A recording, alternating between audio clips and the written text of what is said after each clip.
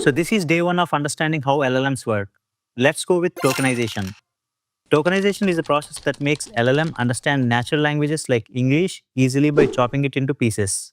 So if you think carefully, we humans also understand English in this way.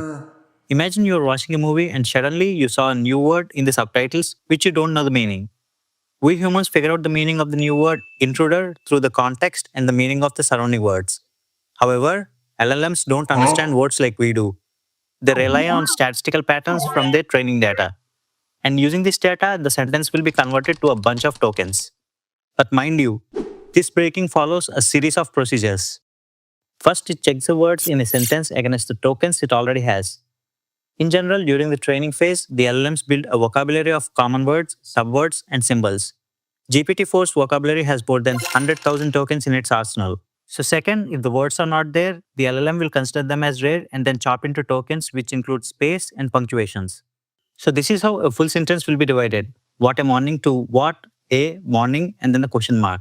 So token length here is 4, but in our perception, we usually treat it as 3, since we don't count question mark separately.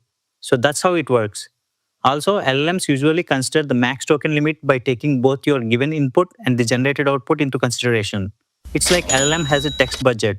So if your prompt uses 3,500 tokens and the response needs 600 tokens, but the model limit is 4,000, boom, it throws an error. So this is how tokenization in LLMs work. Next time, remember this, every space and symbols count when you are communicating with LLM. See you next time with a new video in this series. Let's explore and understand AI together. Subscribe for more interesting tech videos like these. Welcome to day 2 of understanding how LLMs work. So I already covered tokenization in our previous video. In case you missed it, check it out on my channel. So today we'll explore about byte pair encoding, one of the main algorithms behind tokenization. It's the most commonly used methods in modern LLMs. BPE works by merging the most frequent pairs of symbols to create subwords. The frequency of these pairs is determined based on the predefined vocabulary from the training data. Let's see how it works by taking an example word supernova. The BP algorithm first splits that word into individual characters. After that, it will look at the most frequent pairs by matching it through its large training datasets. For example, if super appears frequently in the training data, the algorithm might merge those letters into a single token. It uses a kind of a greedy approach, repeatedly merging the most frequent adjacent pairs until no more merges can be made. This means that LLMs can handle even misspelled words relatively well, as they break down every word into tokens irrespective of how it spells. Once the word is split into subword tokens, each token is assigned a unique numerical ID. You can see this in action using OpenAI's Tokenizer. It demonstrates how tokenization is performed in ChatGPT. These numerical representations are then converted into embeddings, a topic which we will discuss in our next video. So subscribe to my channel so you never miss any interesting videos like these. So welcome to day 3 of understanding how LLMs work. So in our last video, we covered how words get chopped into pieces through tokenization and explored byte pair encoding. So if you haven't watched those, go and watch them for better understanding of this video. So in our last video, we learned that once a word is broken down, each token gets a unique numerical ID. You can see that in action by using OpenAI's Tokenizer. So what are these token IDs? So today, we are going to explore the magic behind this, the embeddings. But before all that, we all know that computer only understand numbers. And that's the reason why LLMs uses tokenization and BPE in order to convert text into numbers. But still they can't understand their meaning. It's like having a phone book with just names and no addresses. It doesn't even know how they relate or where they belong. Imagine you have a big box of colorful blocks. Right now, each block has their own words with number like 5, 28, or 101. These are like token IDs that we saw earlier. So let's say if you are a child and I asked you to build something cool out of those blocks, then you probably can't do it as well until you understand them. LLMs also face same kind of problem. Embeddings give LLM the power to understand them. So let's see how it works by taking an example. So to understand their meaning, we give each block a list of power scores. Let's say our scores are based on masculinity, royalty, food, and action. Let's say the block 5 has a word king. The score for that will be royalty as 9 out of 10, masculinity 8 out of 10, food 1 out of 10. The second block has a word queen. For this, the score would be royalty 9 out of 10, masculinity 1 out of 10, food 1 out of 10. Let's say the third block is apple. We score it as royalty 0 out of 10, masculinity 0 out of 10, food 9 out of 10. This list of power scores is the embeddings.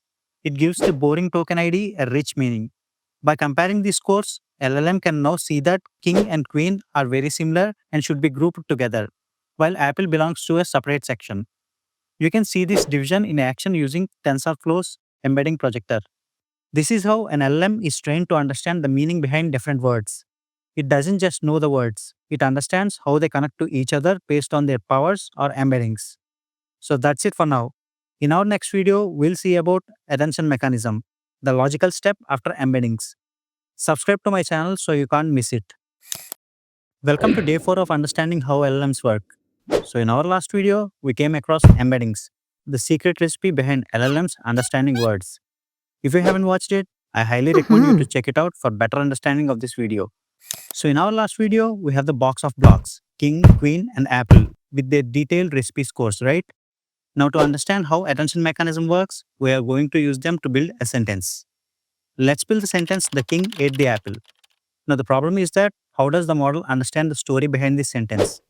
How does it figure out that the king is one doing the eating and the apple is one being eaten? Just lining the blocks isn't enough, right? It needs to understand the relationship and should generate a meaningful sentence out of it. That's where attention mechanism shows its magic. So this is how it works. Think of it like a magic spotlight. When the LLM looks at one block in our sentence, it shines the special spotlight back on all other blocks to understand the context. So let's see it in action. Let's focus on the block for 8 first. To understand what 8 means in the specific sentence, the model needs to ask who is doing the eating and what is being eaten. So the 8th block shines its spotlight back on other blocks. The spotlight shines very brightly on king because the 8th block recipe tells it to look for a doer or a person or a creature. The spotlight shines very brightly on apple because its recipe tells it to look for something that has food power in it. The spotlight shines very dimly on the other 2 sentences in this block because they aren't that much important for understanding the action itself. This brightness of the spotlight is called attention score, and the model does this for every single block in the sentence. So it's like attention is a way for the model to dynamically decide which other words are the most important clues for understanding each specific word in a sentence. It's how it connects the who to the what and build the fuller picture. So that's it for now. In our next video, we'll see about transformers, the logical step after knowing about attention. So subscribe to my channel so you can't miss it. Welcome to day 5 of understanding how LLMs work. So in our last video, we learned about attention, the spotlight mechanism that LLMs uses to understand the importance of words. So if you haven't watched it yet, I highly recommend you to check it out for better understanding of this video. So today, we will explore about feed-forwarding networks. So in our last video, we got a bunch of words along with how important they are, right? However, LLMs still don't know how to make a meaningful sentence out of it. So for a better understanding of this concept, consider this scenario like a measured ingredients poured together into a bowl to make a cake. So in the making of cake, the importance of ingredients like sugar, eggs, butter are very high, whereas ingredients like vanilla extract, salt, dry fruit might be considered as low. The same thing applies here. LLM has a bunch of important words along with some not so important words as well. But to make a cake, all of them should mix together, and for that, it requires oven, right? So in this case, feed-forwarding networks are like ovens. It takes the recipe of each single word and bakes them into a new and more sophisticated understanding. But mind you, these networks are not the one building the final sentence. It's just perfecting each individual block before the LLM starts to generate a meaningful response. So here's how it works. Every word with their recipes go through these networks to change into a context-rich, refined, and stable concepts. The king block after getting into the network might no longer considered as king. The new recipe might now represents the concept of king who ate. The 8 block's new recipe might represents the action of eating done by the king to the apple. And the apple block might has a recipe for an apple that was eaten. So once they are converted, then comes the next step, the prediction context, the logical step after feed-forwarding networks. So subscribe to my channel so you can't miss it. So welcome to day 6 of understanding how LLMs work. So in our last video, we learned about feed-forwarding networks, the mechanism that LLMs uses to convert words into context-rich concepts. So if you haven't watched it yet, I highly recommend you to check it out for better understanding of this video. And today, we will explore about the prediction contest. So far, if you closely observe my last videos, the entire focus has been on how LLM understands an input sentence. The king ate the apple. It has chopped that into blocks, gave them recipes, and used attention and feed forwarding networks to bake them into a final context-rich understanding. After doing all that, now LLM has a set of perfectly baked context-aware blocks. But the question is, what does that model do with them? This is where output layer comes in. Think of the prediction contest is like LLM taking a deep breath after all that thinking and deciding what it wants to say next. So here's how it works. The final stage is actually a two-part stage. The first stage involves linear layer. It takes all of our context-rich blocks and collapses all of them together into one final recipe called summary recipe. This summary recipe is then used to give a final suitability score to every single word in the entire vocabulary present inside the LLM. So get this, if the vocabulary inside the LLM has 100,000 words, it generates 100,000 scores. Based on the context of the given sentence, the king ate the apple, the word he might get a very high score, like 9,800.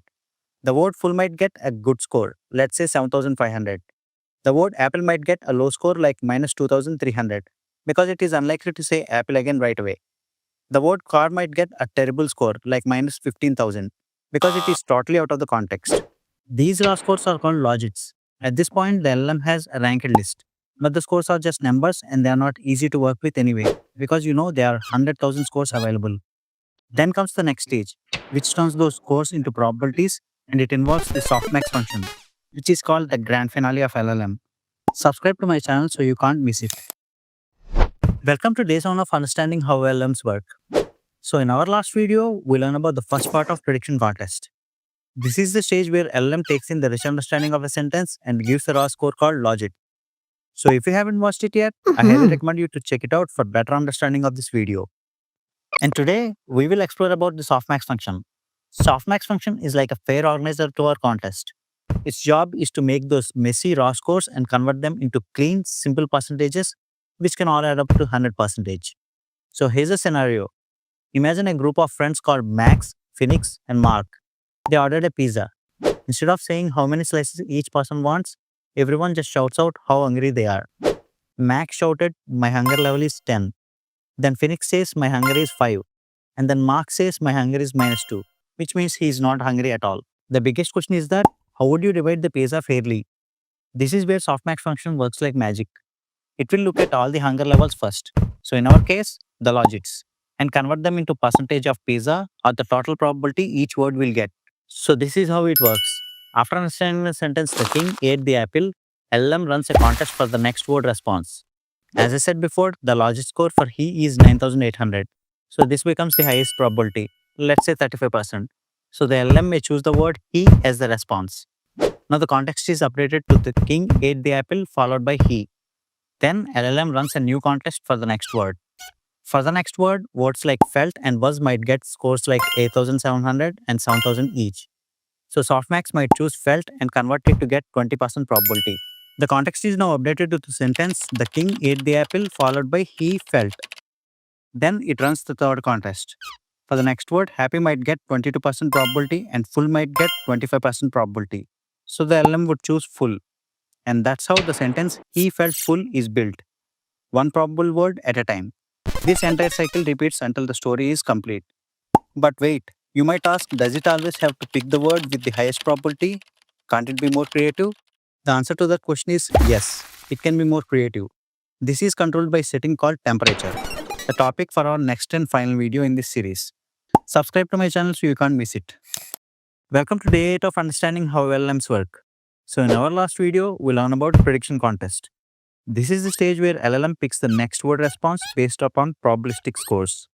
So if you haven't watched it yet, I highly recommend you to check it out for better understanding of this video. And today, we will explore about a setting called temperature. This setting is like a creative knob of the LLM because it controls the creativity aspects of the LLM. And this setting operates on 3 levels: low, medium, and high. A low temperature settings generally ranges from 0.1 to 0.3. This setting makes the model more focused and probability driven. When the LLM was placed in this setting, it will always pick the word with the highest probability. So this is used when you want factual, predictable, and safe answers. A medium temperature ranges from 0.7 to 0.9. So it offers a balance between predictability and creativity. This mode is mostly used for creative tasks. A high temperature setting makes the output more random and surprising, sometimes nonsensical as well. This is the mode that will make LLM picks the word with less probability. Also, this setting can make LLM an out-of-the-box thinker or might come out as proper idiotic as well. You can find these settings in open source LLMs like Llama. You can alter these settings to make LLM stick to a bone or go out of the box as well. As you can see, there are other settings as well here along with temperature. This particular setting is called top K and it also does the same as well. For example, if it is set to 50, the model will rank 100,000 plus words by probability, but will only make its final random choice from top 50 words. That's how this setting works. So if you like this video, share it with your friends and subscribe to my channel for more interesting videos like these.